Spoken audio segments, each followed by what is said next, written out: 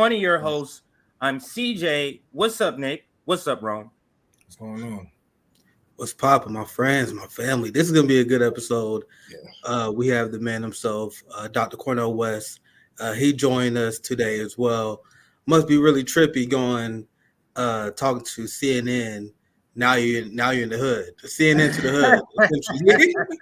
So that showed the range and the people that Dr. Cornel West is willing to speak to. So we appreciate you making time and joining us once again, my brother Dr. Cornel West. Thank you for joining us. Always a blessing for me. You all are an inspiration, but you also provide a lot of insight and information. You know, you are what we used to call serious organic intellectuals, linking the life of the mind to the struggles of those Stone called everyday people. And we got a long, rich tradition of organic intellectuals in the history of Black people, because too many of our intellectuals who get formalized in mainstream institutions get sanitized and sterilized and deodorized, and they lose their funk, which is to say they lose their backbone, they lose their ability to tell the truth, they lose their ability to seek justice for the everyday people, which is another way of saying they just sell out. Absolutely. And we just played that intro clip. Well done. Pushing back on CNN's ridiculous pro-war nonsense. And I want you to take time to reflect on that conversation and the message that you've been hearing from the corporate media regarding the Ukraine war, where once again they're pretending that there wasn't a peace proposal on the board that Putin was all for, but it was Boris Johnson and the West that killed it. And he also had Anderson Cooper mentioned Crimea. So now it went from being a defensive war to now you guys want to seize lands. So it's absolutely absurd. But I actually want you to reflect not only on that interview if you want to, but also just a general media narrative regarding the Ukraine war and war in general. Well, I mean, what's fascinating to me, and you all tell me what you think, is you find out that you expose, reveal, and disclose just how weak the arguments are. They're weak as pre-sweetened Kool-Aid. You look at the evidence; they know that there was an agreement, formal and informal, so NATO wouldn't move an inch. You see, they know that any nation state, let alone an empire, when you have former territories incorporated with those who would cast you as enemy, and now you got 800-mile border on Russia with missiles in Poland and missiles in Romania targeting Moscow. Lord, the United States, God have mercy. And it's not just Mexico and Canada. If there were Russian missiles in Brazil, United States would blow them to smithereens, let alone Mexico. You see how they're reacting to China and Cuba. Said, what happened to the golden rule? Put yourself in the shoes of somebody else. What do empires do? They create buffer states to make sure that enemy states don't get too close to their territory. Now, what they want to try to do, of course, well, Brother West must be in Putin's corner. No, I'm a free Black man. I'll tell Putin to his face, you a gangster and a thug. But I understand gangsters and thugs have to respond. I know a lot of my left-wing brothers and sisters, you shouldn't call him a gangster and thug, Brother West. It's the larger structural analysis. I understand, but I'm on the ground. I know gangsters when I see them. I got so much gangster in me that I know exactly. It takes one to know one, you see. But the American empire is not a moral equivalent to even the gangster-led Russian Federation, Russian Empire. American empire is the biggest in the world. Yeah. We talked about this before. It's been 70 going back to Africa, big history of the species. United States, number 68. And every empire comes and goes. Soviet empire came and went. 1917, 1991, right? It's over. British Empire. 1500s, 1945, it's over. Ask Nkrumah about that, 1957 in Ghana. The American empire will come and go too. It's just that we happen to be in the middle of it right now. So we got to deal with all the internal decay and the external decline that's happening around the world. And it's very difficult to try to both tell the truth, pursue justice, and preserve your sanity, because it can drive you crazy. People so out of touch, and the corporate media is very much out of touch. It really is. So so let's kind of drill in on that, corporate media being out of touch, because I guess sort of the title of this segment is what happened on Anderson Cooper, because I've watched many interviews with you and him, and he kind of brings you on as the expert, and now the dynamic has changed. I mean, I would assume that your personal relationship with him has not changed. So we have to ask, what has changed to make him have this sort of different style of interview with the person he's been bringing on his show for years? And you know, He love it you. kind of illustrates who the media is here for, because that is the way he interrogated you, and I'm going to use that word. That's how he should interrogate Nancy Pelosi. Mm. That's the style. But when Nancy Pelosi comes on, they want to talk about ice cream. You see, so it's not serious. So to me, it's a window into the corruption. I'm using that word. You don't have to use it because you know him, but it's a window into the corrupt side of media and who are they actually working for. But can you speak to that? Because I'm a person, I pick up on patterns, and I've been watching some interviews. When you start to get a little gangster, when you feel that gangster in you about to come out, you start to rock like this. That's what you do. So I watched enough interviews with you to know your tale. This is your tale. When you see Dr. West doing this, that means I'm not trying to take it back to the streets here, my brother. I'm not trying to take it back there, but you tested me, you trying me. So can you speak to that interview? It just overall how it was different. What was the point in his sort of questioning, his cutting you off? And understand, he cut you off at pivotal points that you were trying to make about the empire, that the people who who own this channel don't want out. So he's cutting you off at specific words, preventing you to stop saying that. But so can you sort of talk to all of that or speak to any of that? No, that's a wonderful question, though, brother. And I haven't had even a chance to reflect on it because so much has been happening now with the Palestinian question today, and Herzog putting forward his deodorized lies about how robust things are in Israel, given the massive suffering of our precious Palestinian brothers and sisters being attacked, so many of them innocent. So there's so much happening. I haven't had a chance to reflect. But I could say this, though. I mean, see, Brother Anderson, I've never had a chance to really socialize with him in any kind of private space, but we've seen each other a zillion times. He's been very, very kind to me on his show. And so I'm a Christian. I try to love everybody. So he is my brother as well as his two precious sons. But when I raised that issue about Axelrod and Axelrod being part of the establishment, and he kind of jumped. And it was like, ooh, you need a more Socratic moment here. The notion of Axelrod not being establishment is like looking at me and saying, I'm not a black man.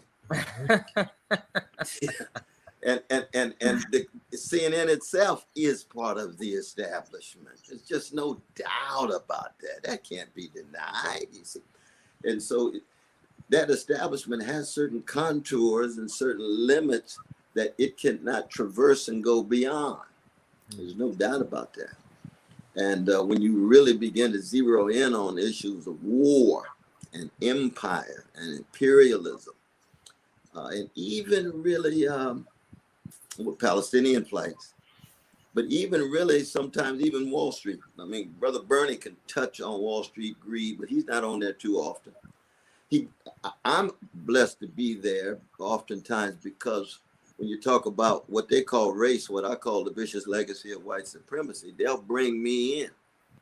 Mm-hmm. But I refuse to talk about vicious legacy of white supremacy without talking about predatory capitalist processes, without talking about empire, without talking about how it is connected to other issues, without downplaying white supremacy. White supremacy got heavy gravitas in the shaping, not just the United States, but the modern world. That's what makes us an international and a global people. Even when we picking cotton 300 years ago, the cotton's going to the Lancashire mills in Britain. That's going to the foundation of the first industrial urbanized civilization in modern Europe. They couldn't do it without the cotton we picked. We already got global connections. We didn't have to wait for globalization and neoliberal figures like Thomas Friedman come along, got a new idea called globalization. No, you could have asked my forefather and mother about that.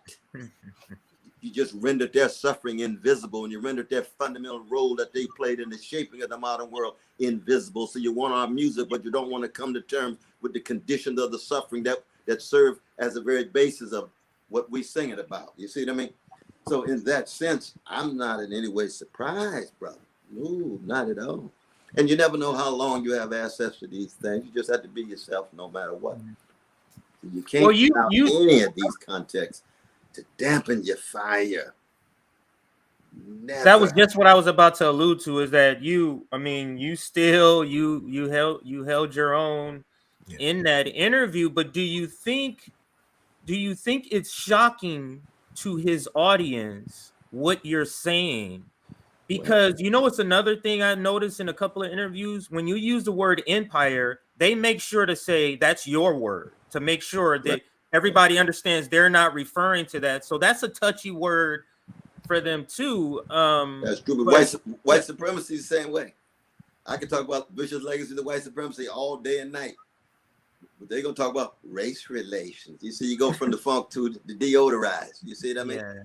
Bush's legacy of white supremacy. Oh, that's Bootsy. That's George Clinton. That's Sun Ra. That's Funk Master. That's the reality. The deodorized discourse. Oh, we've got race relations and some DEI challenges. See, now you deodorized and you sanitized it already. So you're absolutely right. They're in denial about empire. They're in denial about the multiple dimensions of the vicious legacy of white supremacy. And they have to somehow shift from the catastrophe to problems. You see, anytime you reduce the catastrophic to the problematic, you're reducing the funk to deodorized stuff.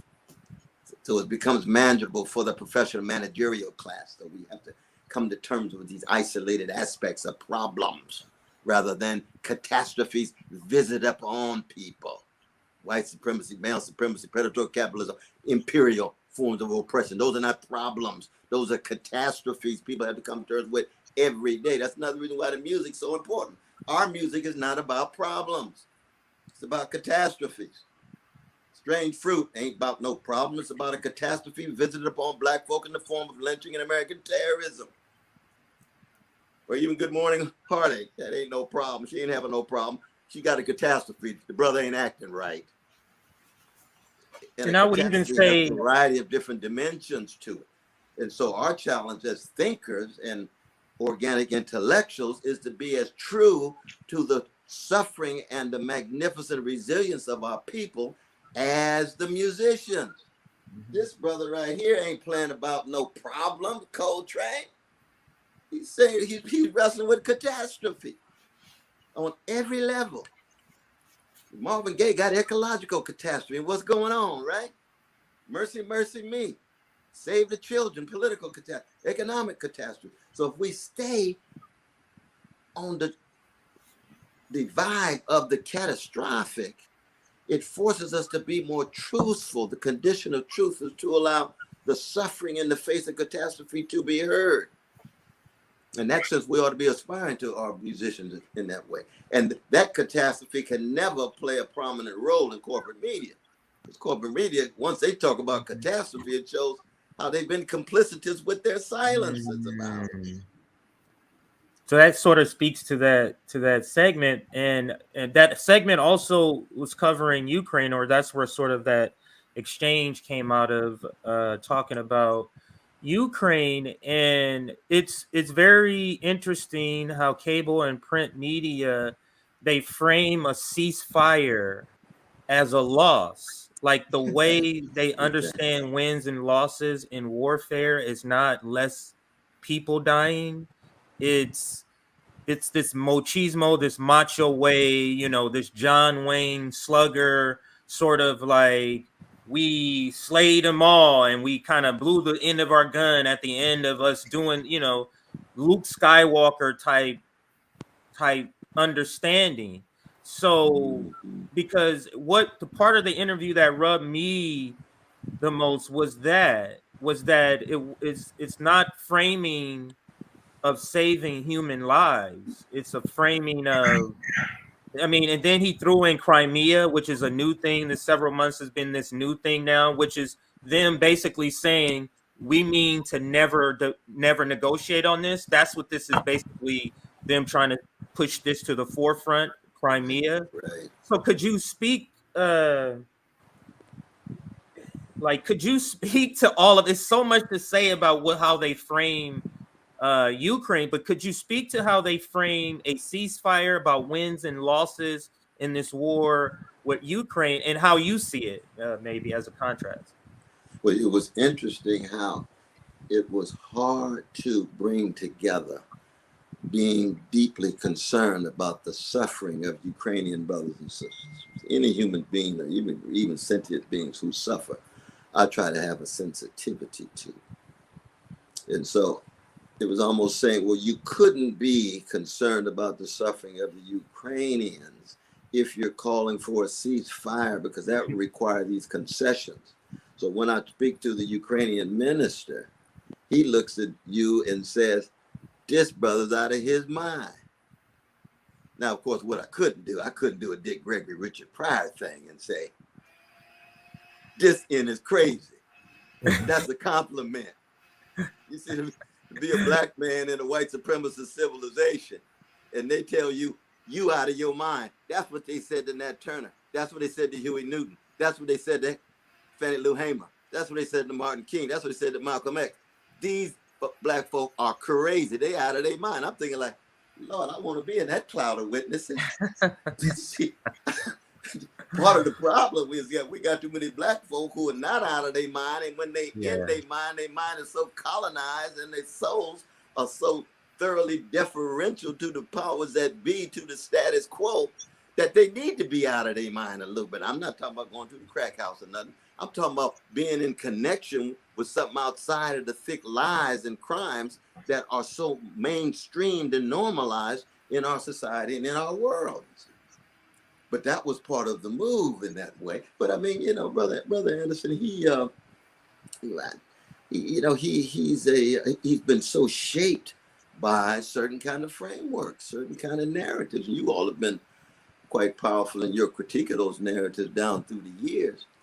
And so we're not surprised by him being shaped by those. But the thing is, it's nice to try to have an argument to show and get the audience to see. Ooh, look at the blindnesses. Look at the silences. Look at the taboo issues that are never raised when you talk about empire, capitalism, white supremacy, male supremacy, and so on. Yeah, Does that make sense to you all, though? Absolutely makes sense to me. Go ahead, Nick. You were gonna. I want to get Rome in here very soon, but I want to ask you this: it's not even really a criticism. I'm more just picking your brain, because during the clip with Anderson Cooper, I think you did a great job. When I talk about issues of empire, when I talk about war, especially in this empire, I think it's very important to humanize your enemies, because the establishment wants you to think that our enemies are some like comic book villain style people who, Russia being led by some madman, right? But Russia and Putin is following the will of the Russian people, whether we agree with that or not. That's why his approval rating floats anywhere between 70 to 80%. Even if you disagree with Putin on this war, he has the support of his Senate, the politicians, local leaders as well. So instead of minimalizing that as Putin is a madman or gangster, it's better to explain that this is the will of the Russian people because they feel threatened by the West. Now, once again, this is not even a harsh criticism, because I understand your strategy of not trying to alienate liberals who have Putin derangement syndrome. But as you probably see, as you probably see, they still call you a Putin puppet just because you Yeah. speak out against the war. No matter what you say, no matter as long as you speak out against the war, they will call you a Putin puppet, even if you call them a gangster. Now, and once again, I'll just pick your brain on this. I want your thought because you call Biden your brother. Once again, I don't have a criticism of that because that's generally how you speak. You call Biden your brother. I understand the logic of humanizing your enemies, but why doesn't that apply to someone like Putin, and why not take the strategy of humanizing them? Once again, not even a hard criticism. I just want your thoughts on that. Right. No, I see what you're saying, though.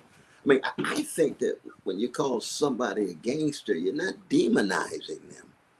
You actually are affirming their humanity. If somebody called me a gangster, I say, yeah, you understand a lot about me. I sure appreciate that. But let me keep my secrets to myself. You know what I mean? Because to be a gangster is to be a fallible human being who's wrestling with the civil war on one's own soul, and oftentimes you opt toward manipulation, meanness, and cruelty. That's as human as it gets. It's just bad moral choices. Now, to demonize is something else. And the flip side of demonization is what? Deifying. People say, well, Martin Luther King Jr. is a god. No, he ain't no god. He's a human being. He got gangster elements too. That's why he started most of his sermons, sinner that I am. So in that sense, I hear what you're saying, but it's true. I mean, I've never talked about Brother Putin on television. You're right about that, though. That's very true. But see, as a Christian, you see, I really do believe that each one of us made in the image and likeness of a God, that as wretched as we are, we have the possibility for change and transformation. That's why I love the Honorable Elijah Muhammad looking at little Malcolm Little as knowing he was a gangster and say he gonna be one of the greatest freedom fighters of the 20th century. I'm gonna love him out of that cell. I'm gonna love him out of that colonized mind. That's what the Honorable Elijah Muhammad did. He did the same thing with Muhammad Ali. Did the same thing with Louis Farrakhan. We can agree to disagree in terms of their ideology, but that love connection, and y'all know that in your own lives. You know you are who you are because somebody love you. Help pull you out of some mess. And I won't ask for personal testimony right now, but everybody needs that kind of love connection. And therefore, in the end, I think people have the capacity to change. And that's true for everybody, not just Malcolm Little or not just each one of us. Yeah, absolutely. Well said. I want to pass it to Rome.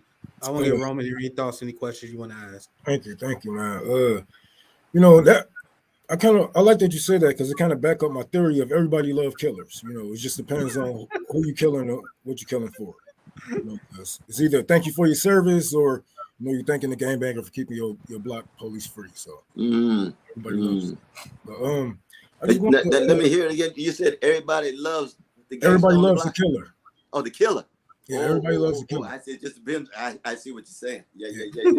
Oh, indeed. Well, if the killer's coming to protect your mama, hey. Yeah, that's the point. Yeah, go ahead, bro. Oh, it's hard to be pacifist at that point. You know what I mean? Like, hey, you got to do something. You're gonna take care of mom, protect mom. Lord have mercy. But no, I didn't mean to interrupt you, though, brother. You go right ahead. No problem. I just wanted to know because I see that you're going so hard on NATO and whatnot. I just wanted to see, like, if we had it your way, how would you say? Well, what would you say to these allies of the U.S. to try to rebuild our power and use it for good and build something like BRICS? Because as we know, we're not going to be forgiven for centuries, for what we have done to the war and what we're doing to this day. What would you say to these leaders, and how can we even rebuild relationships with South America, Venezuela, even places in the Middle East like Palestine? Absolutely. See, one is that because I want to head the empire in order to dismantle the empire, and NATO was a major arm of the empire. That's why I called for the disbanding of it. That's why I called for the end of it. Now, notice in the interview, I talked about George Kennan, that George Kennan was the most significant figure in the shaping of the establishment foreign policy in the 1940s and 50s, the containment policy. And he lived a long time. He wrote a wonderful book called Going Up the Hill of the Cracked Vessel. And he reflected on his life. And he called for the disbanding of NATO then. He was one of the architects. He said, we don't need it any longer because the Soviet Union's over. Anti-communist hysteria has come to a close now, right? And so George Kennan reached that conclusion. Why? Because he said, we're entering a moment in which there's no such thing as one empire that will be able to dictate its will, and in the language of these elites now in Washington, have total domination spectrum. Now, you may have noticed in one of my my emails, I keep coming back to Du Bois. I think we talked about that last time we were together. What Du Bois wrote June 26, 1945 in the Chicago Defender in that essay, The Winds of Time. He said that the Third World War will more than likely take place with the stranglehold of Russia and the suppression of Asia. What a profound formulation. And he was saying that as he left San Francisco, he wrote another book called Color and Peace, because he saw the UN as another bastion of the American empire, even though it's supposed to be an international community, like the IMF and so many other international entities that are dominated by the United States, you see. And so when I talk about dismantling the empire, it means for the first time, nations around the world will be able to look at the United States and say, the United States is not obsessed with being an empire to which all other nations must defer, or the United States cannot shape the world in its own corporate interest and image. It will be one nation among other nations. So they're going to look and say, dang, what's Brother West doing? Shoot, he done brought in the legacy of the Black freedom movement that is the flip side of the imperial colonizing mentality. He's going to look at other nations as precious human beings in those countries who have their own class challenges. And I'll be in solidarity with the poor and working class in those nations. I'll be critical of the bourgeoisies, be they in Africa, be they in Latin America, be they in Asia, just like I'm critical of the Black bourgeoisie and the American bourgeoisie here. It's a view of the world, looking at it through the lens of those French Fanon called the wretched of the earth, or what I call, coming out of 25th chapter of Matthew, that I learned in Vacation Bible School. What you do unto the least of these, you do unto me. That is the greatest form of service. That's what greatness is. Now, when Trump talked about making America great, he got Alexander the Great. I could say, I want to make America great. I have in mind Martin King, Fannie Lou Hamer, Harriet Tubman, Frederick Douglass. That's what real greatness is. What's that? That's what it is. And so politically, it means then solidarity with poor working people around the world. That's why a campaign in any nation has to be a moment within a larger international movement. So what I'm trying to do is just open the door of perception, of praxis, of what it really means to get a sense of another world outside of the prevailing framework in which we're actually able to be a nation among nations and put poor and working people at the center of what we do, rather than the greedy corporate elites and the greedy bosses. Same way with these strikes taking place. Amazon, Hollywood, UPS, full-scale solidarity with the workers, even when the trade unions themselves are racist and sexist and often side with bosses with their business unionism rather than workers unionism. But when you have a strike, you got to draw a line. Which side are you on? Which side are, it's going to be interesting. You see Democrats and Republicans, all of them walking on the boss's side. I thought the difference was so overwhelming. No, not at all. Cop City the same way. Yeah. Cop City the same way. Democrats and the Republicans, very supportive of Cop City. The Black bourgeoisie in Atlanta, very supportive of Cop City. Mainstream corporate, very supportive of Cop City. No, some of us standing against it.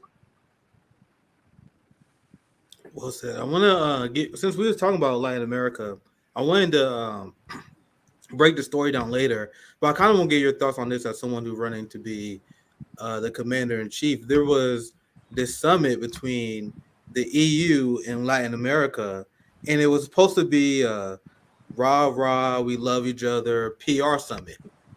That it was supposed to be, but tensions quickly flared up because Lula was like, hold up. We're not gonna have no photo ops. We're not gonna have no peace as long as you guys are funding a proxy war in Ukraine.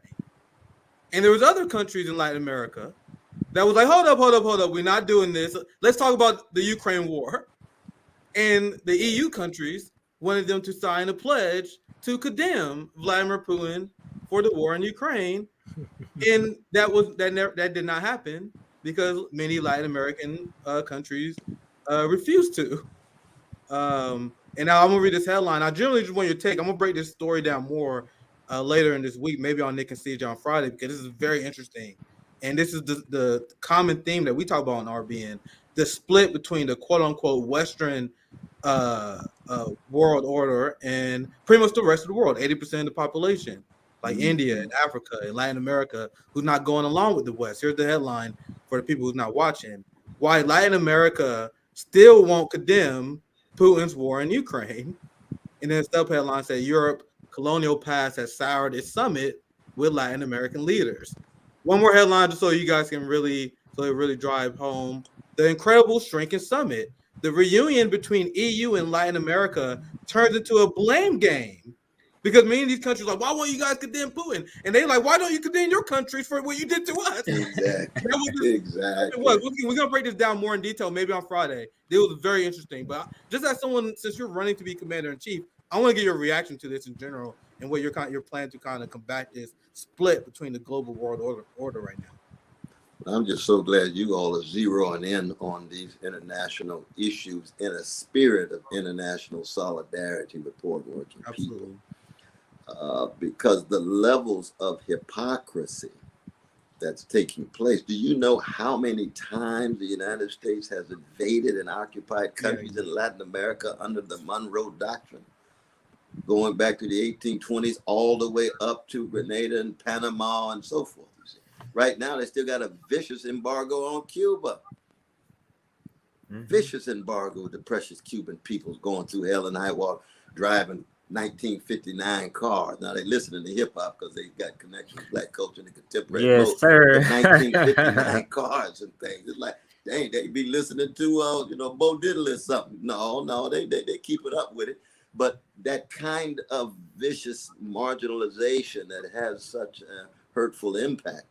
And so Latin America, even the middling leaders, I mean, every Latin American leader is not a Lula now. I've known Lula since 1984, and he founded the Workers' Party.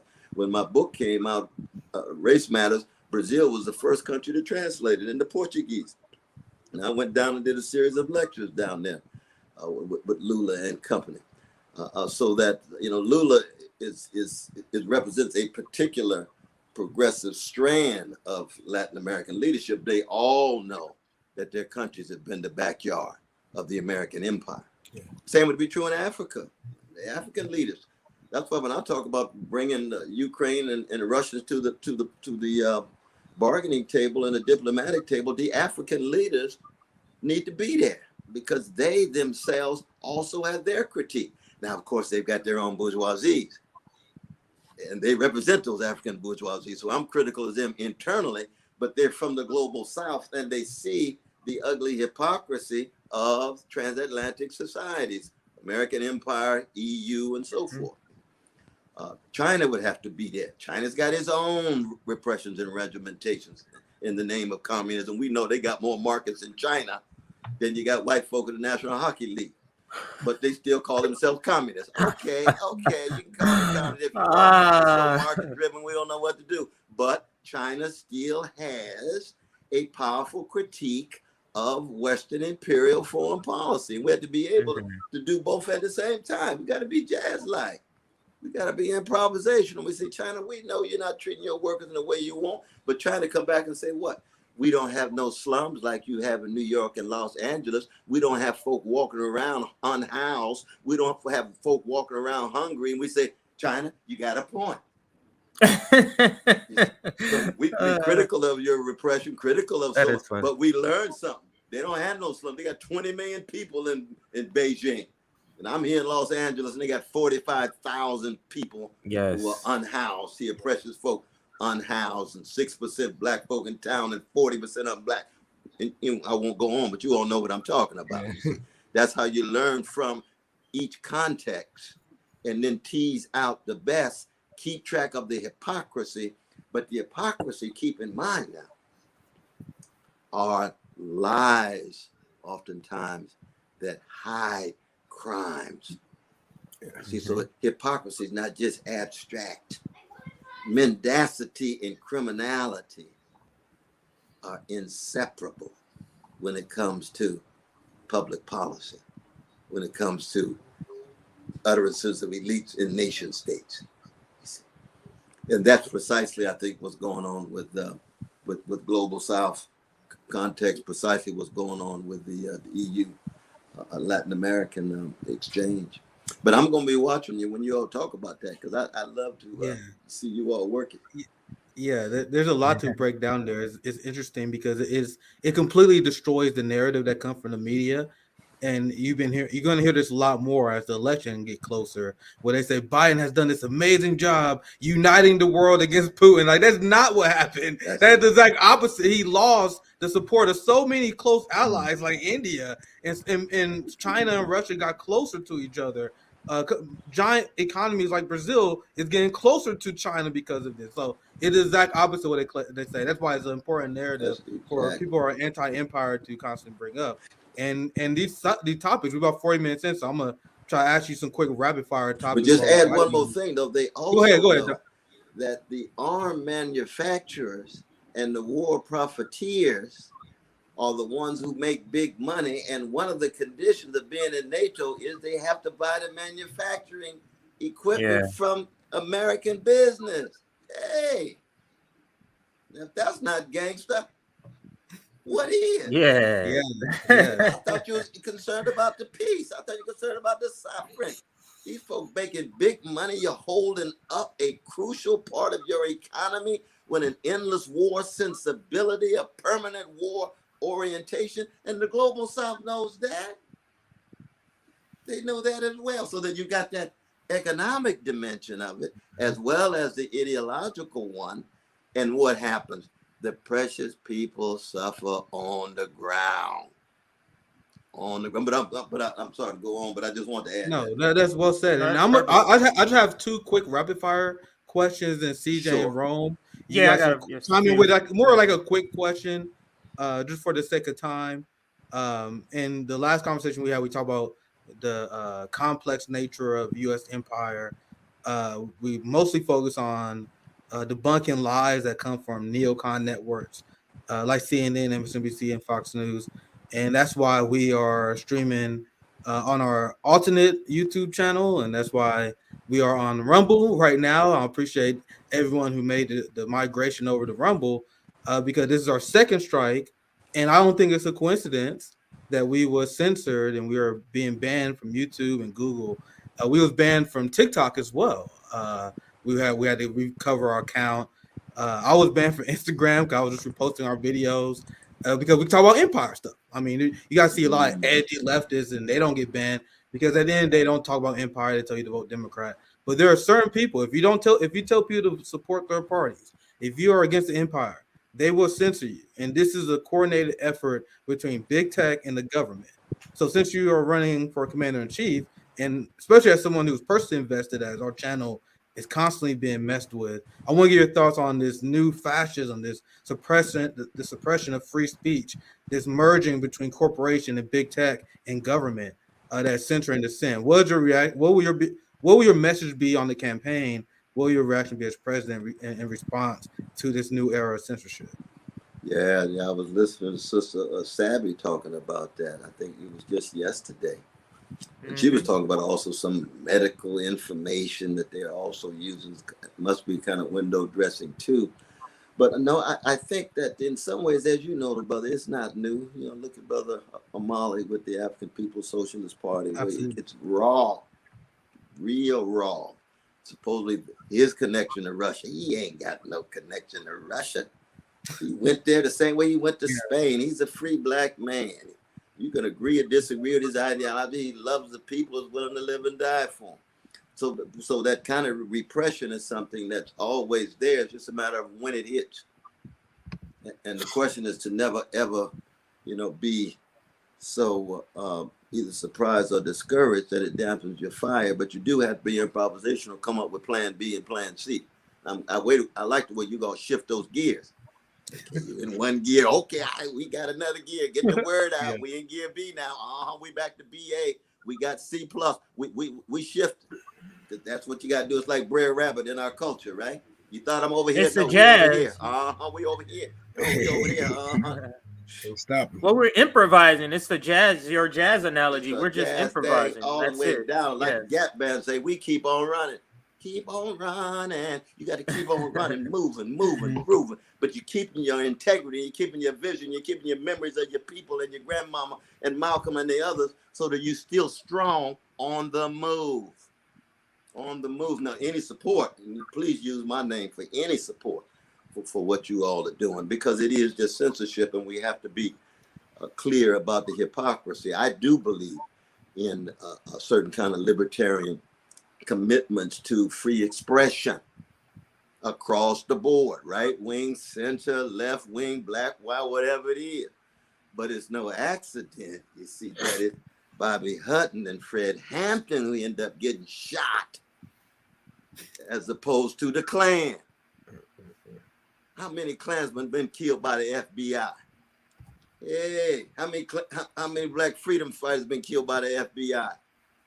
We go on and on and on and on. So we have to be honest about the hypocrisy, but we still have to defend free speech in that, and oppose censorship in that regard. So that was a kind of quasi-short response to your question, though, brother. Yeah, and apparently Black Power Media also got a strike on their channel. I just heard this Yes, they did shortly today. before we went live, and I'm just throwing it out there. I don't think it's a coincidence, because we've seen RFK interviews, despite our disagreements of RFK. His interview's been pulled from YouTube. I think his interview with Kim Iverson and a few other media platforms, they was pulled from YouTube. So with that said, I don't think it's a coincidence that the two channels that's having Dr. Cornel West on regularly are now being targeted by YouTube. Just saying. And then this strike happened right before Dr. Cornel West comes on for a third time. I don't think these things are coincidences. So I'm just Now, you talking about brother Jared and him? Yes, they got one today. I hadn't heard They got that one just today. Right before we came on, we heard, like, literally maybe 30 minutes before. I heard about it. Maybe it happened earlier, but I heard about it 30 minutes before we started. Yeah, I literally heard just before we got on. So once again, I don't think it's a coincidence that they took the two channels that hosting Dr. Cornel West regularly, right? So I was just throwing that out there. Yeah. And I also want to ask you, just for a second time, I want to give CJ and Rome an opportunity to ask another question. I cover the issue of Palestinian rights every week, like almost every single stream. Something that's very important to me. You have Isaac Herzog, the president of Israel, that giving an address to Congress tonight. I was talking about how Pramila Jayapal, like a coward, walked about her statement on Israel, and now you had Congress that in almost unanimous fashion, only the squad and a few progressives voted against, pretty much saying they support Israel. So it's just another disgusting example of our state support of the fascist state of Israel, and no criticism is allowed. Even the right wing, like the right wing that talk about free speech, for example, there's bans on BDS in Florida. So the free speech warriors like Ron DeSantis are frauds because they're free speech, except when it comes to Israel. So I want your reaction to this as someone who ran, once again, as Commander-in-Chief, your thoughts on this insidious relationship with Israel and the reaction of Congress and the fact that they got Isaac Herzog, the president of Israel, giving an address. I believe it's tomorrow or Friday. It's coming up here very soon. But what's your thoughts on that? He gave it today. Oh, he already gave it today? Oh, okay. Yeah, I don't know whether you saw my Twitter or not.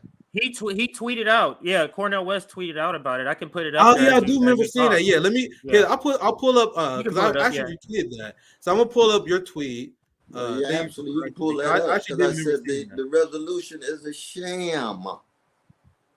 That the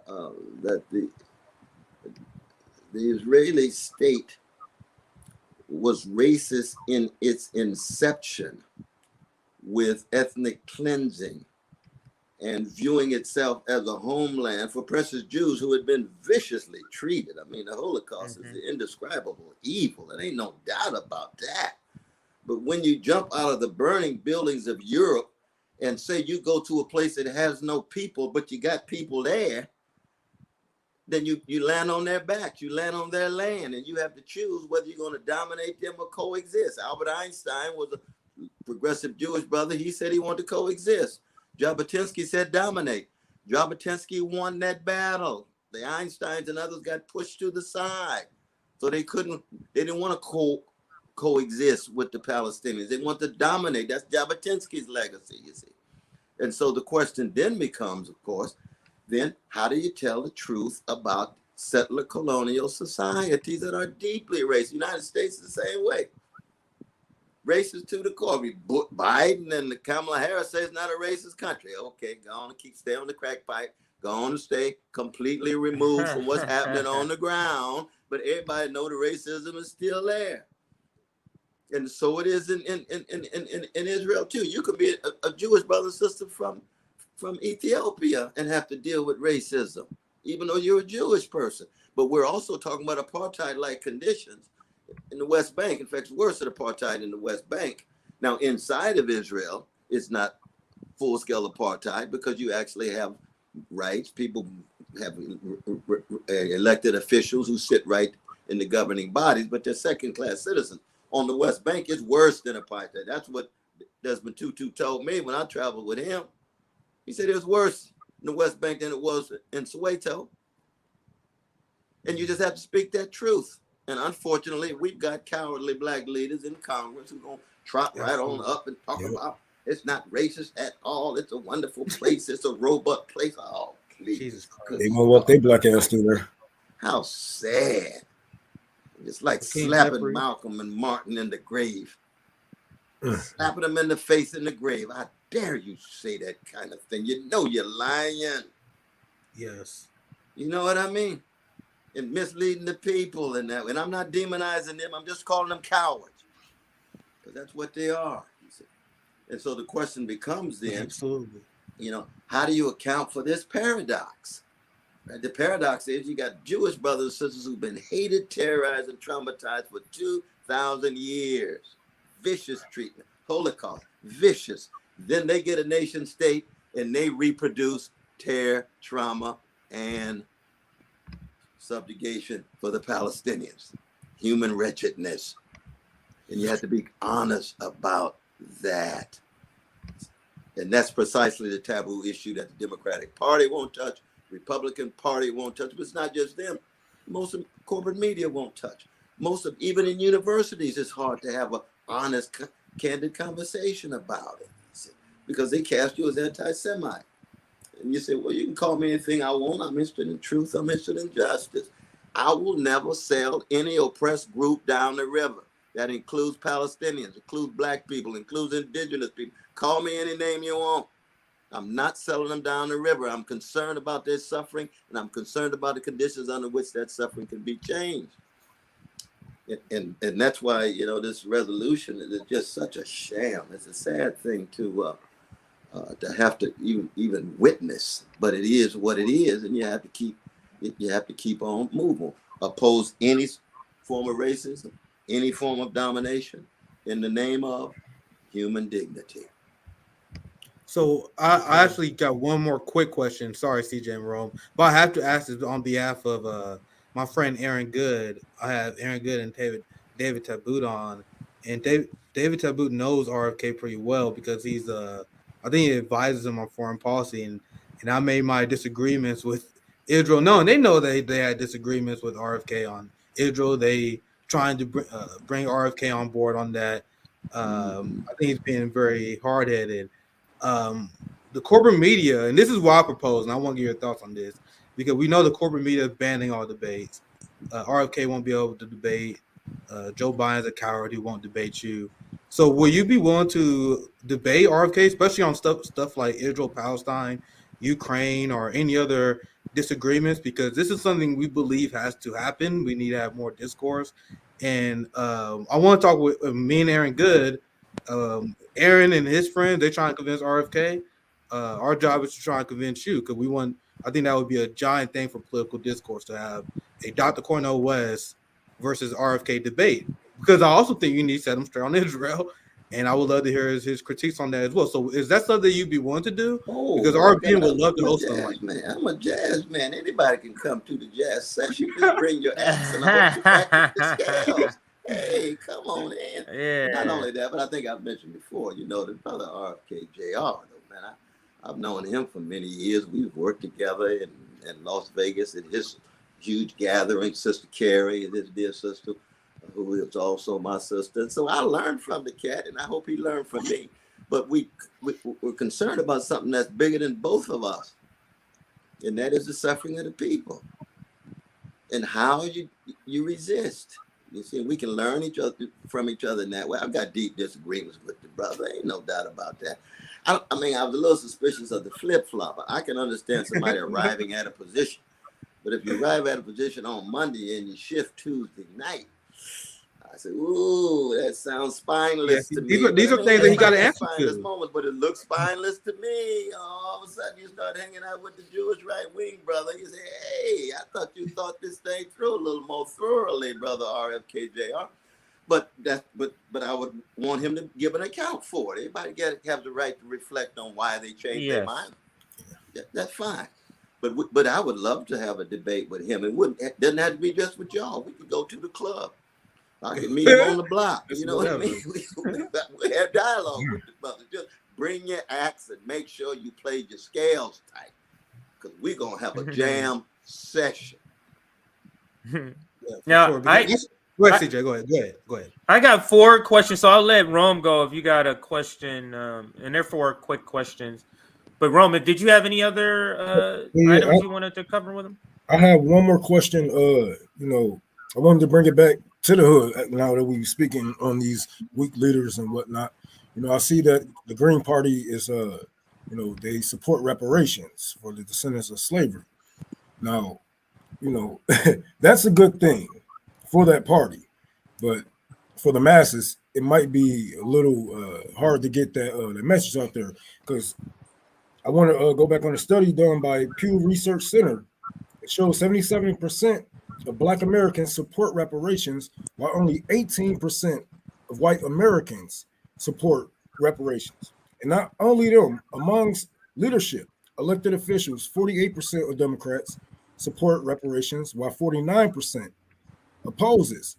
9% of the GOP approves, while 91% opposes. Now, how do we popularize and and try to educate the people and avoid an uproar amongst the citizens when we talk about reparations, or if you get a chance to even pass something like reparations? Yes, my dear brother.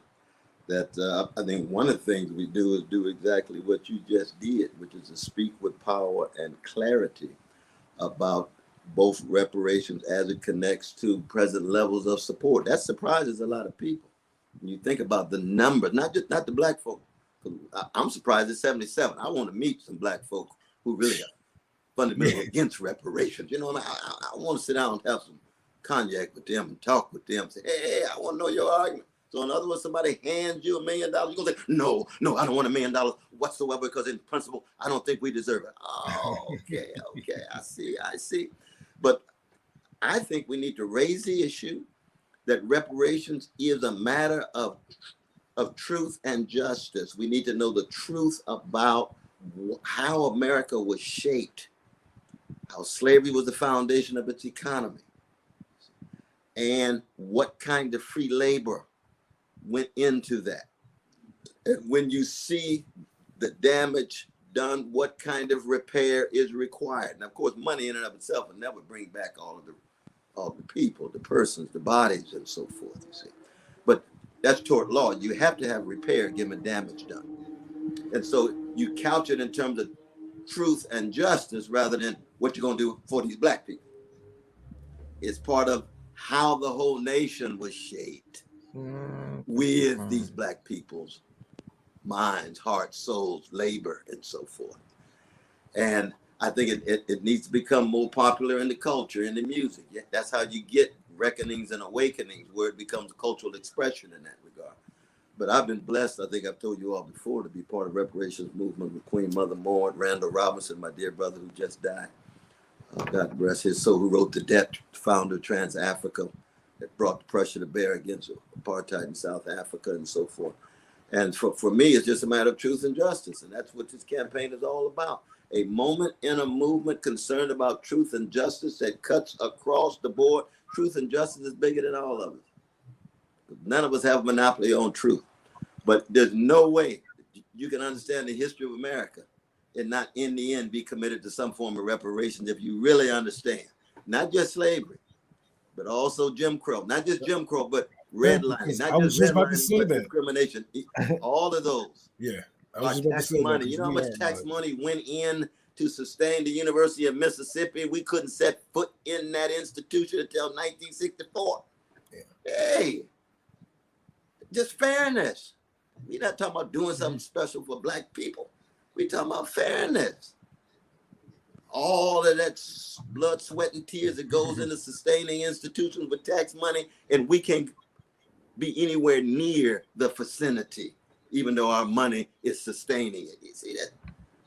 How could we not raise the issue of reparations if we have any self-respect, any sense of dignity of those who came before and what our foremothers and forefathers had to go through every day?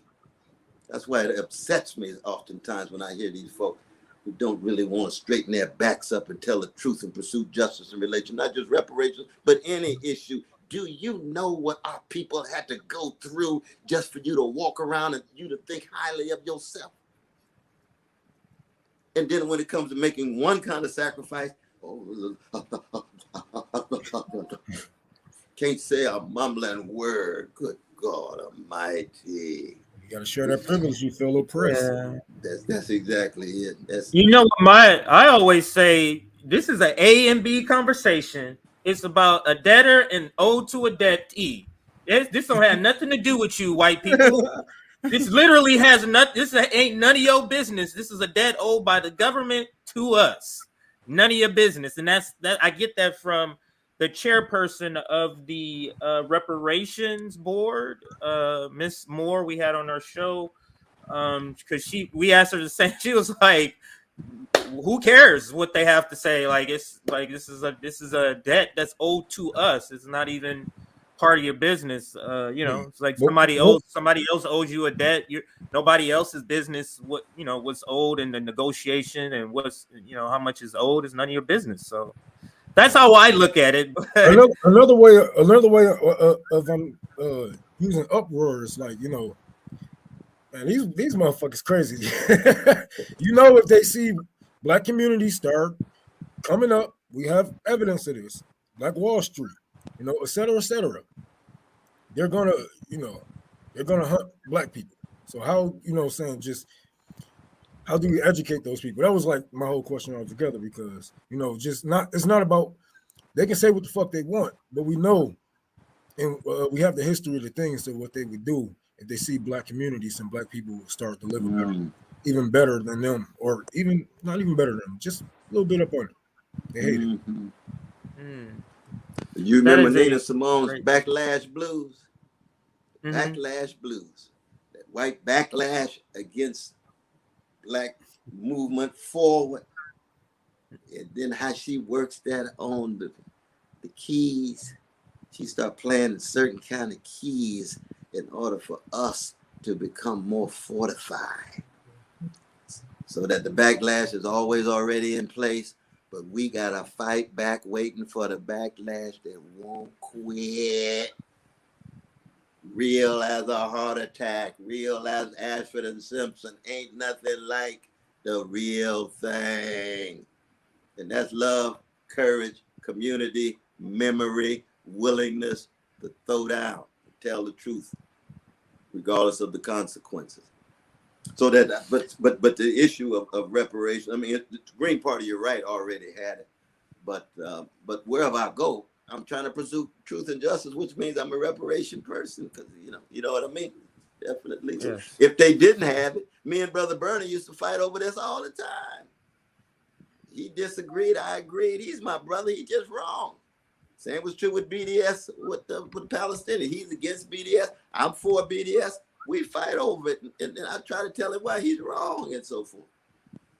He tried to tell me why I'm wrong, but I remain unconvinced. BDS. You gotta convince a Jew about BDS. That's a damn shame. But Well, let's reparations. So yeah, exactly. The 23% that's voting against reparations in that poll, Rome. But let me touch upon four. Let me touch upon four things. And just kind of the topics is the Trump country, Cop City, Ukraine, and then the Trump bad strategy. It's kind of Trump country. So Trump country, we know that this is something you want to do. You want to go out to Trump country. And specifically, I've been getting this questions to make sure we ask you, and that is, are you planning to go to East Palestine at any point? And also, because East Palestine is where that, that white working class, that Trump country, may be one of those spots that you may touch upon. But so if you could speak to whether you would ever go to, or are you planning on ever going to East Palestine? And then more broadly, can you address some of the areas, some of the places you're thinking of in mind, just off the top of your head, one or two places you're thinking about traveling to when you say Trump country? Mm-hmm. Well, of course, there's symbolic country that was on yesterday with Brother Sean Hannity. That is Trump country, just in terms of the people who watch and make the connection between Trump's father, Fred, who was the Ku Klux Klan riot, and 1,000 people there, and 7 people got arrested. One of them was his father. So I pointed that out. And he said, "Oh, I never heard of that before in my life. You mean Trump got a connection?" I said, "Well, I don't believe that a son necessarily got to take responsibility for the father, but the father has some influence. And you either got to fight it off or you embrace it, you see. But that's already Trump country. But you see, again, I don't think that every voter for Trump is a neo-fascist like Trump. He's got a heterogeneous base. 1 out of 9 who voted for him voted for Brother Bernie, because they can't stand the arrogance and the greed of the professional managerial strata. And they're looking for a way out. And if the left doesn't provide it, then the right wing will. And the fascists will, you see. So I'm trying to get to those folk. And I'm trying to tell them, I know you're wounded. I know you're hurting. I want you and your kids to have free education, decent housing. I want them to have free health care. I'm concerned about them. Are you sure? I thought you were a black soul. Say, hey, you can call me anything I want. I ain't trying to satisfy you in terms of the criteria. I'm satisfying me and my mom and how I was raised. I'm treating you like a human being. And no matter where you stand, I'm concerned about your basic needs. And see, that kind of message might move some. I'm not naive about it, but it might move some. Now, exactly where I've been doing a lot of I've done about 138 interviews so far, and I've done some in Appalachia. I've done a marvelous one with black farmers with Brother Larry Lucas, Lawrence Lucas, and Michael Stowart. Oh my God, the treatment of our black farmers. And I told you all already, we starting in Mississippi. We starting in Jackson, Mississippi, August 25th on the 68th anniversary of our dear brother Emmett Till's vicious murder. So that I want to spill over into rural areas, not just the urban ones. And so that's going to include, black world as well as white rural and so on. Right. But we haven't zeroed in. Maybe I should take a look at East Palestine in that regard. Very, very much so. Now, some of these places, when I go, I'm going to need a thick wave of security because it's hard enough just trying to make it day by day and not get shot. But when you go in certain areas thinking that, well, you're just trying to move in uncharted territory, you can get out there and get lost. And the last thing you need is to get out there without security and so forth. Or at least maybe we can help. But I'm interested in reaching out to those who have been misled and completely duped and deceived by Trump. So East Palestine, could be a destination. And your concern about security just being out there, not specifically about East Palestine, but about security, maybe, we could reach out to people and help with something to arrange something like that. Maybe Black Power Media. I used to walk around in South Carolina like I wish you motherfuckers. Yeah, so we can talk here we about go. that. We can talk about that You a bad brother. You a offline, bad- but me, that I was got, that I was a got the Holy Ghost, and I got some black security, just like we did in LA this weekend. But sometimes the bullets you can go through that. But I understand what you're. But I appreciate the love, the deep love that you're expressing, and the care that you're expressing. Very, very much. yes. Very, very much. And the reason I asked the question about East Palestine because that was a question, maybe the second most asked question. Can you ask him if he's coming to East Palestine? So maybe there is a want from people from East Palestine that want you to go, and maybe that's the reason why I keep getting. Can you ask him if he's coming to East Palestine? So just to, just to give you a heads up on that. But let's move to my second of my 4 questions, and that's Comp City. And I'm curious to hear you speak on. What the people who want Cop City, why they say they want it, a training facility. But what do you think a facility like Cop City is preparing for? Do you think, let me back up. Do you think building Cop City is the ruling class, the powers that be, the capitalist class, the people that run the donors? Do you think it's them setting up a facility in preparation for something they feel is coming? Or do you think this is just the run-of-the-mill, repression that they're doing? So could you speak to that, your feeling on that? Right. Please. No, I think, and again, all my judgments are fallible, though, brother. I could be wrong, but I think I'm right. I ain't a relatives about these things. That I think it's twofold. You already have in place a dominant strategy of the police, which is to protect and serve on the well-to-do vanilla side of town, and to repress and contain on the the poor, working class, black and brown part of town. That's part of the general strategy across the board. And they treat it in very different ways, and the value of poor life, poor black life is very different than the value of a well-to-do white life. But the second thing is the wave of rebellions that can break out spontaneously, and they want to be in a much better position to be able to respond to that. I saw that in Ferguson when I was there. I saw it in Baltimore when I was there. They want so that it's both concerned about the next wave of rebellions, and there will be waves of rebellion because human beings are human beings. Chickens come home to roost. You can only treat people a certain kind of way for so long, and you're gonna reap what you sow. And that's the history of black folk from the very beginning, from Nat Turner all the way to the last wave of rebellions that we had. And I'm not talking about just demonstrations of George Floyd, Jr. I'm talking about rebellion. That's a very different kind of thing, you see. So I think that's a twofold concern. And it's part of the militarization at home, inseparable from the militarization abroad. You also get it in schools. So many of the black schools now have more police than they do counselors and nurses. Now, see, that's sick. That is as sick as it gets. Any people who have a deep concern about their children, yes, you want your children safe. Yes, you got too many bullets in these schools. There's no doubt about that.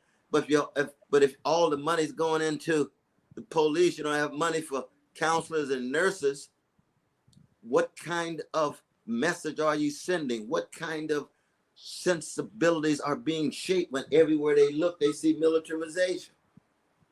Everywhere they look. And so that's partly a question of black leadership. We won't have time to get into that. I mean, we can have a separate show on the decrepitude of black leadership among the black bourgeoisie these days. It's unbelievable. It's unbelievable. Even E. Franklin Frazier's classic of the black bourgeoisie in 1957. He got one fascinating sentence in that book. He says, the one thing I can say about the black bourgeoisie is that they'll do anything for their children. Now, he's a black working class brother from Baltimore who spent time with the black bourgeoisie in Howard University. You all know the story of great E. Franklin Frazier, right? Now, if he were to rewrite today and he would say, well, let's look at how the black children are treated, even the black middle class children. Hey, are they given a high priority? No. The hedonism and narcissism of the black bourgeoisie is so overwhelming that even the children are left dangling. That's a key sweat moment. Something just ain't right. Yep. The spiritual hollowness. Where's the love? Where's the concern for the next generation? You're not going to have a black community if you don't have a future. One reason why Afrofuturism is so popular these days, because they're courageous intellectuals who know more and more it looks like we don't have a future. So we need to use our imaginations. We got to have freedom dreams in Robert Kelly. Or what the Commodores would call Zoom. You all know that classic jam Zoom, which is the anthem of black brothers in prison. Zoom. I like to fly away. Yeah. Well, I like to fly away. Well, I like to fly away. Zoom, zoom, baby. Oh, that's live now. That's Gerald. That's so cool how you hear everything in musical lines. I do too. I hear a lot in rap lines. I'll see just regular life, and a rap line will come to me that illustrates that. But to kind of bring it back and follow up on Cop City, what are, you know, have you been following some of the activism there? Like, what are your sort of suggestions, your thoughts? What would you say if they asked you, hey, you know, what are some of the things we should do? Like how can we stop Cop City is basically what I'm saying. Is there anything in your, you know, in your life that you've seen, you know, you've seen marches, you've seen these things up close, like how do we fight this? And would you reflecting back on that sort of history, how do you fight this? Yeah, that's very real. I was just speaking to my very dear brother, Jamu Baraka, who I'm working very closely with on the campaign. You know, the press talks a lot about Sister Jill Stein, but we have a group that meets. Jamu's always there. My blood brother Clifton is there. My wife Anahita is there. Chris Hedges is always there. We got a small little group that wrestles with this. And I told him I've got to get to ATL and A-Town physically to be a part of that grouping, to make a presence and try to bring some spotlight on it. You got to use whatever you got, whatever little fame and influence, authority, use whatever you got, put the focus on the suffering, right?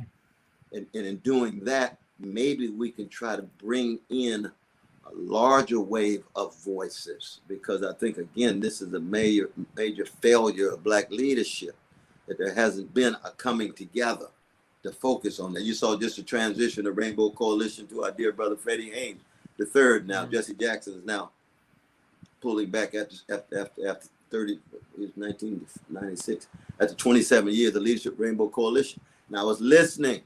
I wanted to hear what they said about Prison Industrial Complex and passing car. I wanted to hear what they said about Cop City. I wanted to hear what they said about these issues where Black leadership can be brought to bear that might constitute some kind of impediment for the elected officials of the Black bourgeoisie who are willing to be so complicitous with the militarization of Black hoods, with the police leading this. Isn't it ironic, though? You see that when the FBI comes at us and shoots us down, and we call for the defunding of the FBI, we call un-American, anti-patriotic, and communist. When Trump gets arrested by the FBI, he called for the defunding of the FBI. What happens among the Trump folks? Shoot, they fall right in line. Hey, yeah, we're going to defund them. Come on, let's talk about it in Congress. I thought defunding the FBI was the most anti-patriotic. No, it depends on which side of town you're talking about. Oh, I see. We should be surprised, but it becomes more apparent. Now, you would think that our leadership would be able to pick up on that. Where's the collective voices on that? And we got to fight it. We don't know whether we win it, but we got to fight it. And we got to make the connections between Cop City here and wars abroad. Militarization across national boundaries. 150 countries, U.S. troops. Why we got troops in 150 countries? China got 5. Russia got 30. We got 800. 800. Lord. Same is true with the militarization of even our minds. And keep in mind, military music is the near opposite of jazz. Because it's higher. Because you got to hit the note. Everybody hit it the same way. Nobody got individuality. Ain't nobody flattening no notes. Ain't nobody under the note, on top of the note. Ain't nobody syncopating. Ain't nobody got polyrhythms that change every night based on the mood of musicians. Coltrane's playing the same song on Monday, different on Tuesday, because he's feeling differently. You can't do that with military music. It's on the sheet. That kind of hierarchical thing.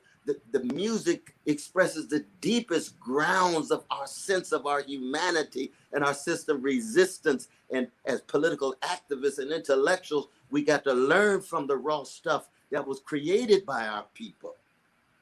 And because only 4% of us could read in 1865, most of our genius was manifested in the music. We had to wait till we learned how to read to get a Toni Morrison that could do what Shakespeare did. That's all right. We ain't worried about Shakespeare. Thank God for Toni. But there were Toni Morrisons on the plantation. They just didn't have the right to read, so they did something else. They wrote some songs. They connected. They came up with forms of orality that was so kinetic that it made Tupac look like a Boy Scout. No, I'm going too far now. I'm going too far. You know I ain't got no evidence for no doing plantation. Sometimes that happens when you improvise. Sometimes that happens when you're improvising. Yes, he did. He came from the preachers. He came from the spokes. He came from the griots. That genius came from somewhere. He didn't drop out of the sky. And y'all know I knew Tupac when he was 10 years old at House of Lord Pentecostal Church when he was a student there at Timbuktu, where we used to teach every Wednesday night. You could see the genius in his face sitting next to his magnificent mother, Feeney, the member of the Black Panther Party and a member of the House of Lord Pentecostal Church, Reverend Herbert Daltrey, who was the head of the National Black United Front. So that's the tradition. How do we use the genius of our tradition that it goes through us? So when they looked at the three strong, brilliant, organic, intellectual brothers like y'all, they could see David Walker and Harriet Tubman and Mahalia Jackson and Aretha and Luther, as well as Du Bois, shot through your soul, even though you got your own voice. Now see, once we unleash that, Lord have mercy, it's a new day. It's a new day. Lord, remember Sly Stone say, "Ooh, Stan, you've been sitting much too long. There's a permanent crease in your right and wrong. Stan, there's a midget standing tall, and the giant beside him about to fall. Stan, they will try to make you crawl because they know what you're saying makes sense at all. That's why you're getting censored. Stan, there's a cross for you to bear. Things that go through it, you can go anywhere." That's Sly Stone out of Vallejo, trained at the black church with his father's church. Insight, courage, unbelievable, bodily, visceral vitality, putting his body in the music, in his genius, in the sound, so that it can touch us and make us stronger, you see. That's a great people, y'all. Ooh, I'm telling you, I don't know if any people have that kind of spiritual greatness. I know a lot of people got great things, but not like these black folk in the USA. Something distinctive about it. I was gonna say people should go look up the story of Sly Stone, and it's a very interesting. There's some tragedy there, but it's a very interesting story because I hear you keep mentioning Sly. But let's move to this next question, and that's spoiler. And then I have one final question about your campaign. Sure. This is the theme when you go on TV. You are the spoiler candidate when you're not on TV.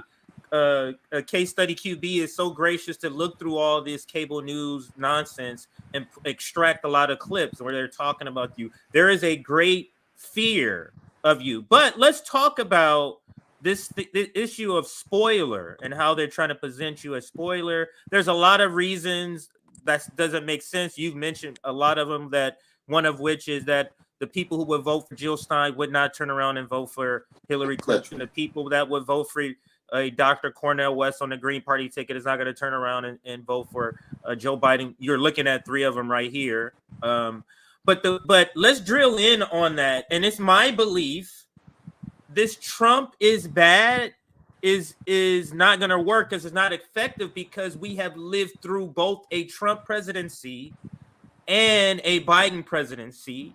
And, you know, it's my opinion that a Biden presidency, you can argue, is measurably worse because you have more competency that is at the controls of the imperialist power, of the imperialist empire. Whereas you had Donald Trump, you had a bunch of people not even approved through the Senate to even be heads of different departments. So you have incompetency versus competency as far as the people that they put behind them. So they're not going to be able to sell it the same way. And I think that's the reason why there's such a fear of your candidacy specifically. And if you could speak to this idea of you being a spoiler versus people being sort of living through both sort of candidacy, like it is a argument to me that is just no longer effective. So could you speak to that, or any portion of that? Mm-hmm. No, but I mean, you've noted first the points about 2/3 of the folk voting Green Party would not vote ever for two party, and some of them may vote even Libertarian. They don't necessarily even go to the main two if they voted at all. And then, of course, the fact that the idea that a vote is private property, you own somebody's plantation, and that if you don't vote for them, somehow you take the blame, as opposed to them presenting a program speaking to the issues that affect you, such that they convince you. So they can just do anything, take no responsibility, no accountability whatsoever. You have the most milquetoast, mediocre candidates like Hillary and Biden and so forth, and they take no responsibility, no Socratic energy, no self-critical engagement whatsoever. But on the other level, though, the deeper level that you're talking about, though, I think it also has to do with the fact that they are afraid that they are being exposed for their hollowness in terms of how the two-party system is so thoroughly corrupt and tied to big money, and how their politicians are so cowardly and conformist. And more people are seeing it.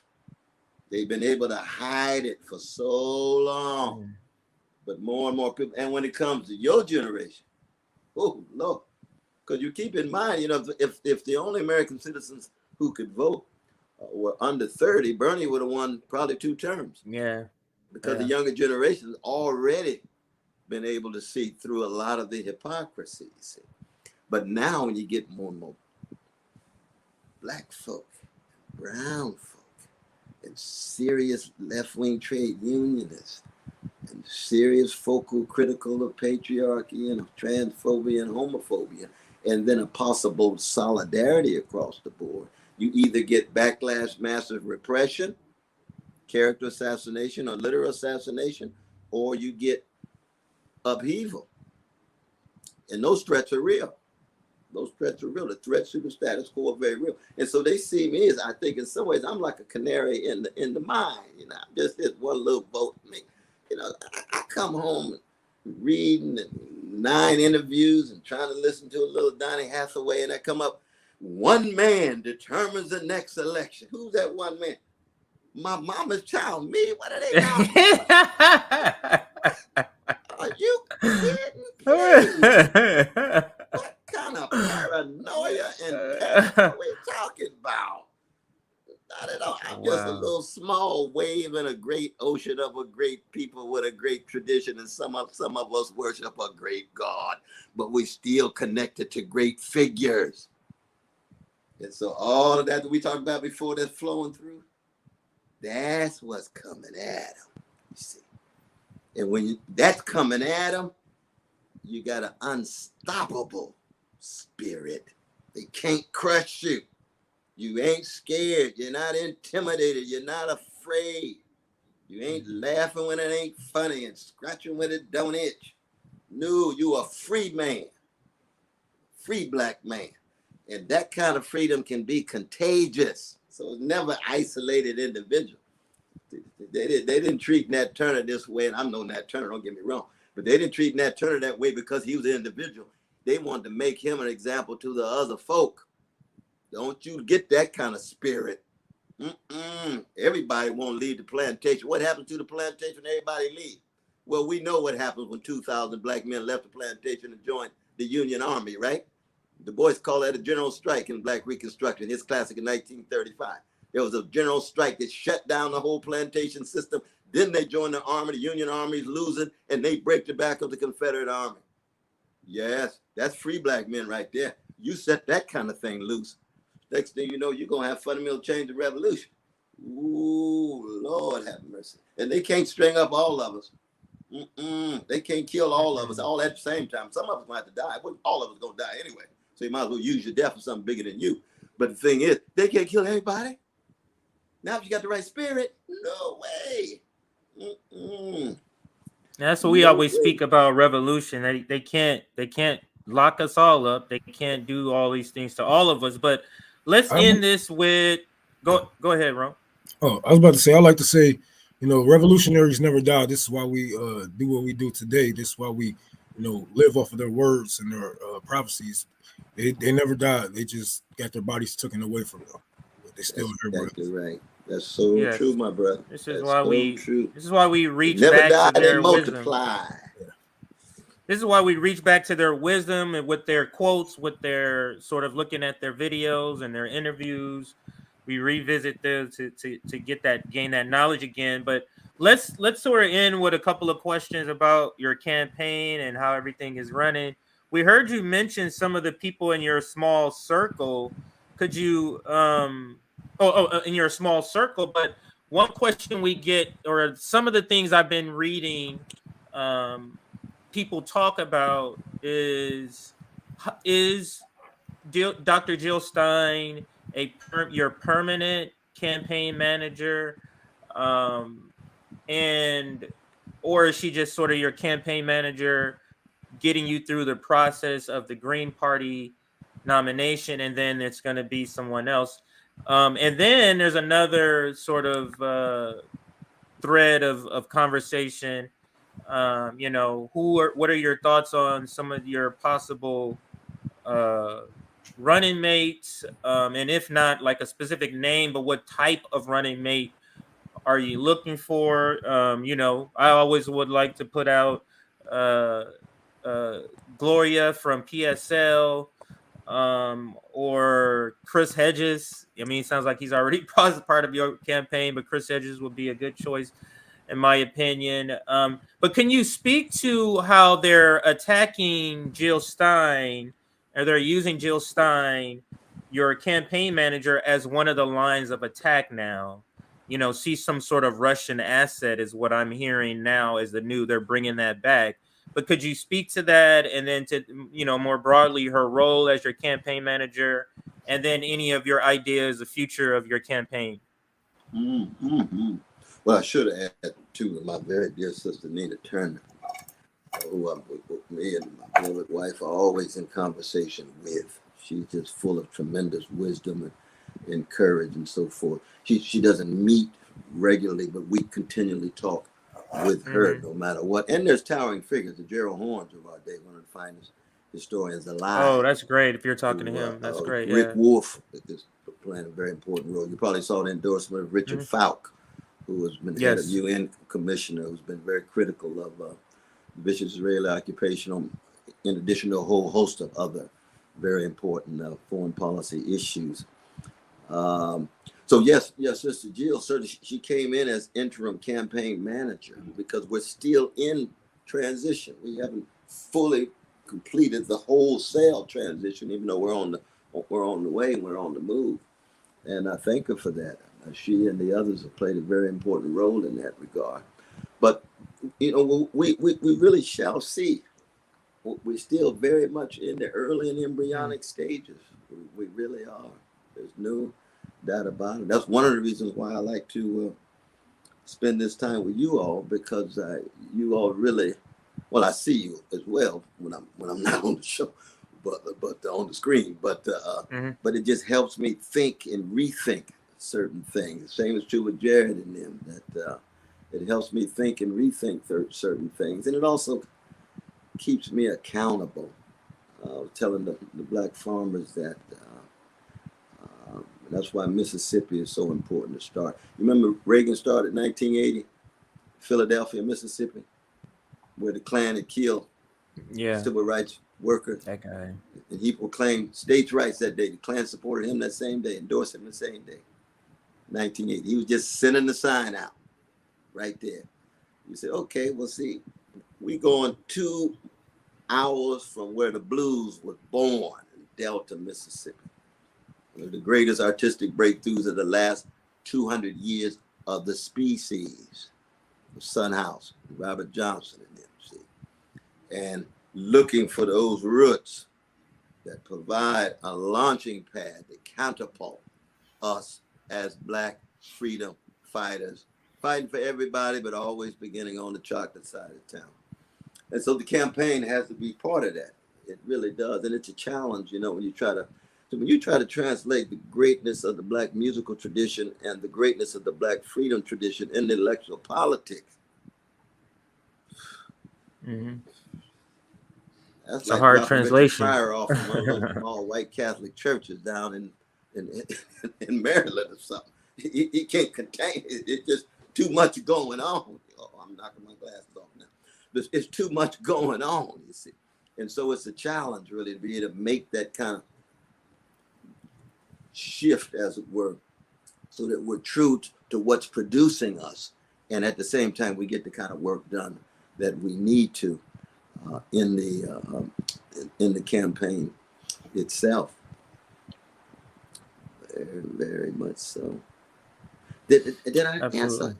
Did I answer your question? I hope I didn't evade it. Yeah. You addressed the part about Jill Stein and right. how. I did have one other follow-up about Ajamu Baraka. He's just kind of playing a advisory sort of role.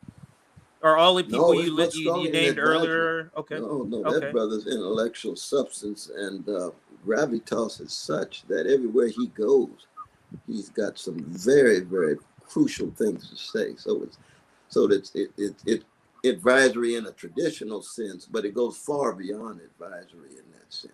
And we get to struggle together because, you know, we don't agree on everything, even though we agree on a whole lot now. There ain't no doubt about that. And his voice is one that is profoundly respected by myself, by my blood brother Clifton, and Anahita, my wife, and those who are part of that. This is going to change over time. I'm just being honest with you all in terms of where things are right now. Moment. Absolutely. We've marched all the way through from People's Party all the way through the early moments, and we're still trying to get this thing together.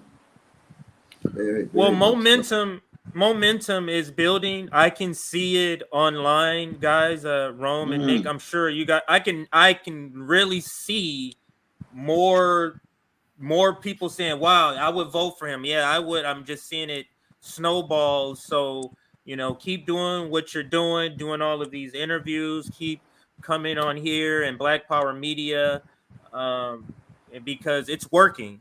It's working at least as far as getting your name out there and getting known.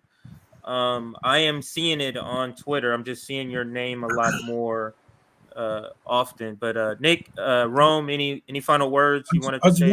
I wanted to follow up on that because that does help you overall. But you know, with the burnout that the Bernie people had, you know, they just feel so disappointed and they're like, I'm not doing this again. And not only that, we have the majority of people that's in politics who are independent. What do you say to these people? How do you get them back on the ground? How do you light that fire back under their asses? You know, and I know, yes, we went through the pandemic and stuff like that, but I feel like, you know, people aren't, you know, just going through it. I feel like they are broken. They know it's getting worse, and you know, I feel like they are just broken. What do you say to these people to get them back on the ground to try to at least push for a third party? You know, not as a third party as a victory, as oh, we're going to win, we're going to be president. As a third party is, let's solidify ourselves and try to start from here. Yes. I mean, one thing is that, see, my major priority is not just to get people to vote for me. See, I'm not that kind of candidate, really. You know what I mean? Mhm. It'd be a beautiful thing if they want to do that.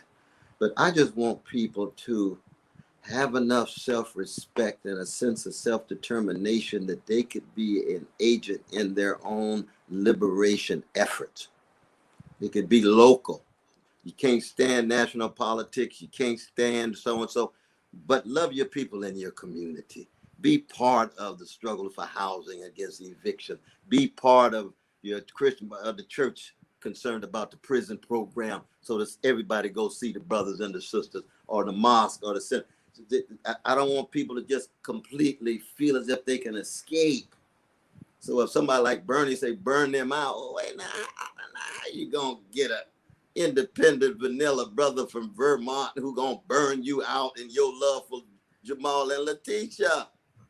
Hey, did you need him for you to love Letitia and Jamal? No, you could be a local activist and say bump all of this party politics, but still just be involved, because all of that makes a difference. That's part of our movement. See, the movement is not focused just on one campaign or one party at all. Not at all. Even you all know as leftists, and as Marxists, you're going to have some quasi-crypto or non-Marxists out there doing some decent things. They ain't going to agree with your ideological position all the time, but they could be serious forces for good and might learn something from your analysis in which class and empire is important. It's going to take them a while. They'll bump into it later on. That's fine. That's what our movement is. It's uneven. It develops in different ways in different sites and sectors. You know what I mean? And so that's why you never hear me say, I want folk just to jump on this Green Party bandwagon. There's a brother West running. No. That's not the jazz tradition. So you would say overall your goal is to get, at least try to reach for that percentage that we need to at least get things started federally, so we could pull in some money and really get things going from town to town.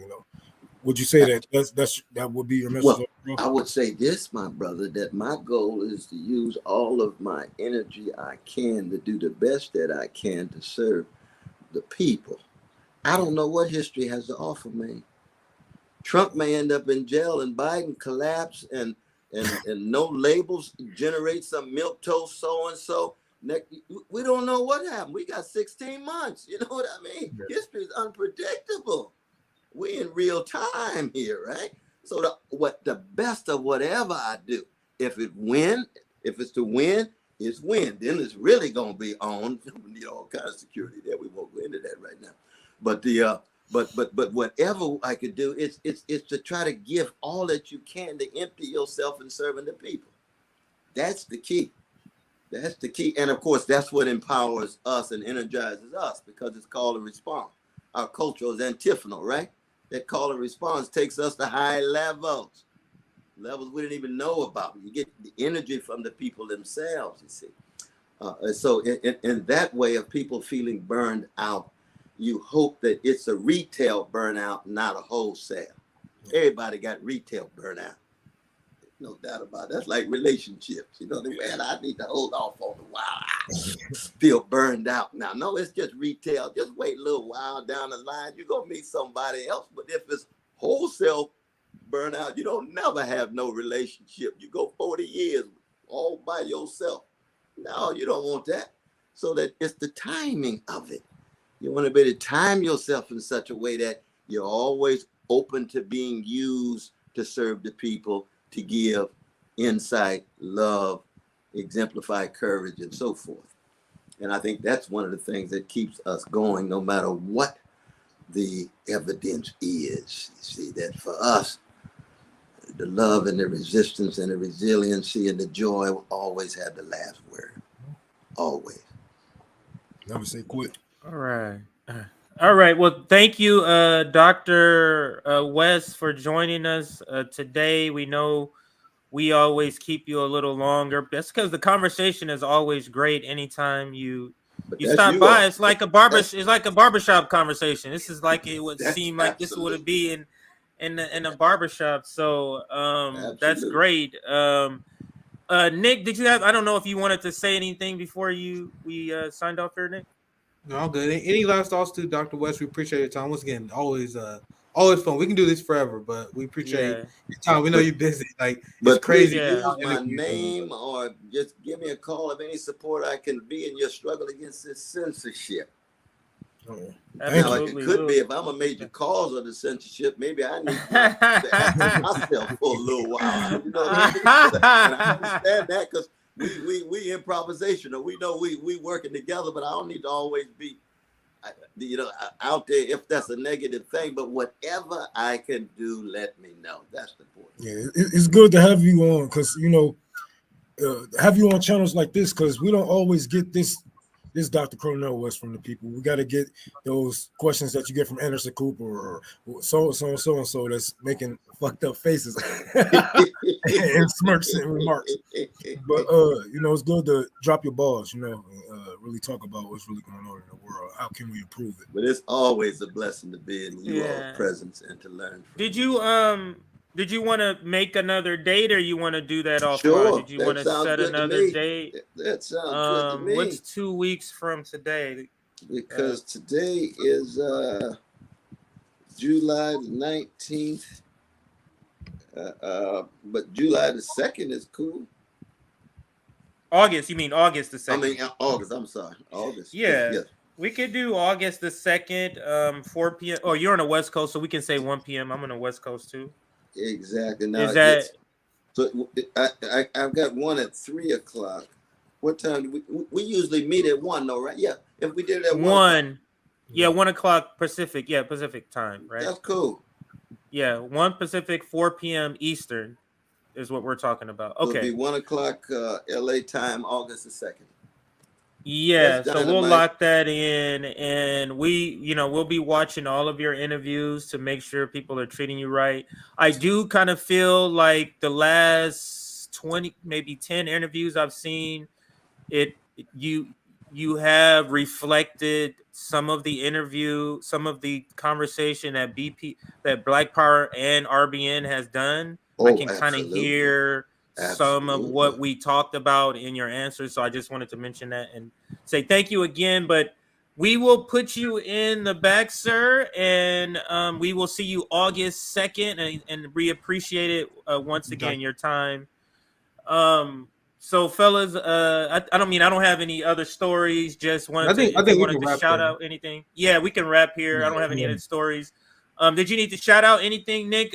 Next time we're coming on, probably Nick and CJ show. You said Friday. Probably mark on your calendars. I think we can plan that show for Friday, for Nick and CJ, and yes, who's always welcome as well.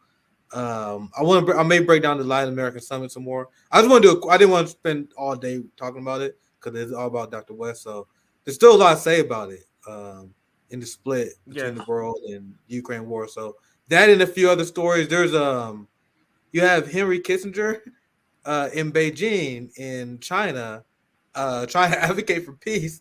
So the U.S.-China relationship is in a very weird place right now. The Biden administration sent Henry Kissinger, and China's like, okay, that's weird, but I guess we talked to him. So we got a few things on Friday. So, and who knows what's going to come up. I'm sure something will come up. There's also the Trump town hall and his answer on Ukraine that we're gonna probably cover on Friday because that was very interesting as well. Like I'm glad, and to be clear, I'm glad that Trump is out there saying that we need Ukraine peace.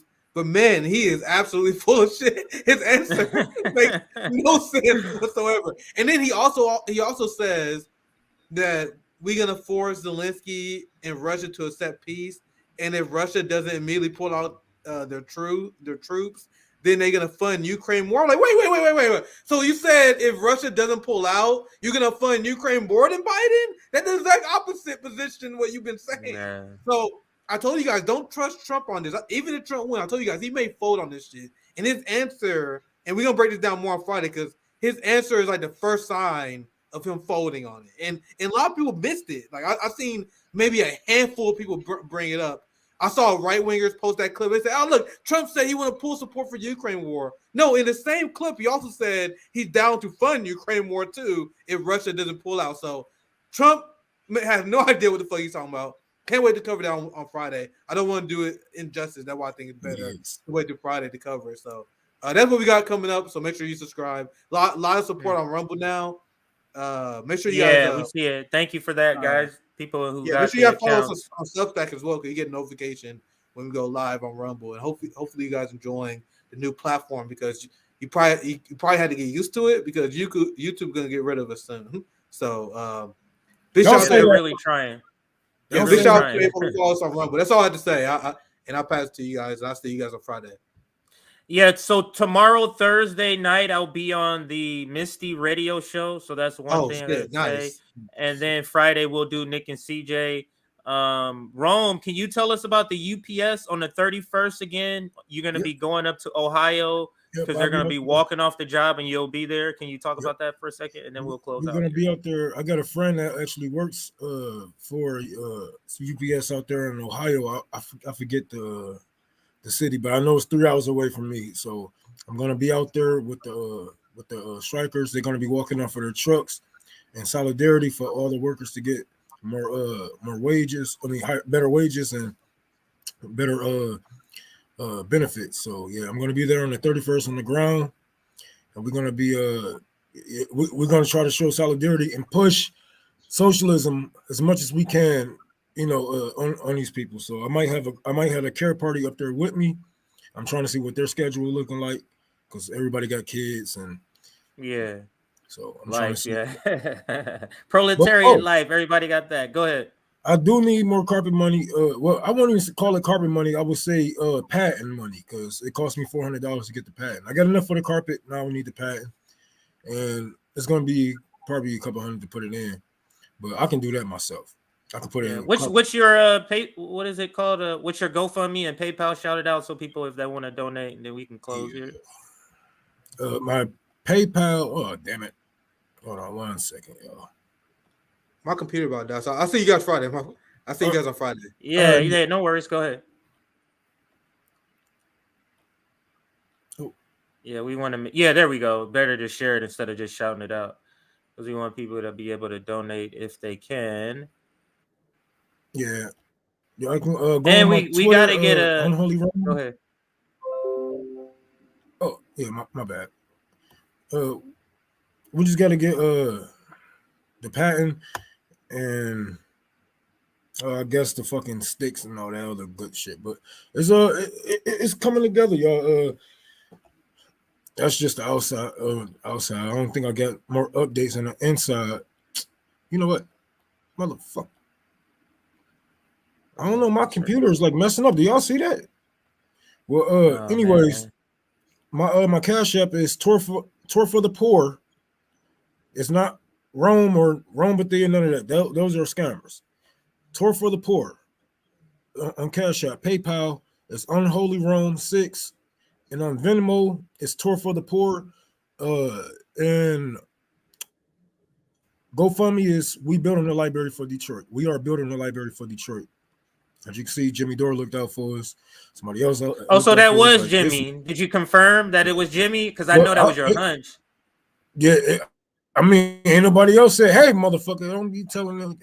That was my thing. If I give $3,000, I'll try to clear that up, unless they want to spend it. Ain't no way you gonna just give Jimmy Dore my motherfucking credit.